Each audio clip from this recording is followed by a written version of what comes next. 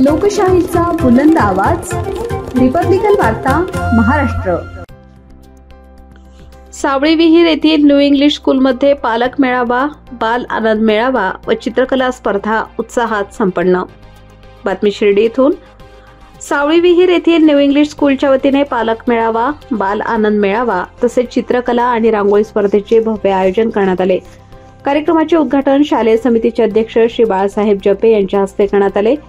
पालक मेळाव्यात विद्यार्थ्यांच्या शैक्षणिक प्रगतीचा आढावा घेत शिक्षकांनी पालकांशी सविस्तर चर्चा केली।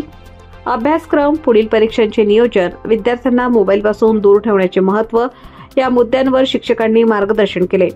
पालकांनी विद्यार्थ्यांबाबत विविध शंकाही उपस्थित केल्या, ज्यांचे समाधान शिक्षकांनी सकारात्मक पद्धतीने केले।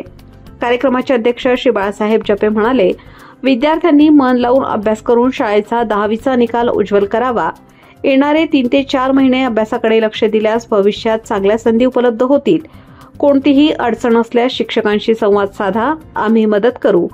बाल आनंद मेळाव्यात विद्यार्थ्यांनी पाणीपुरी, भेळ, चहा, कॉफी, वडापाव, मिसळ, पेरू व फळांचे असे अनेक स्टॉल लावून उपस्थितांचे लक्ष वेधले।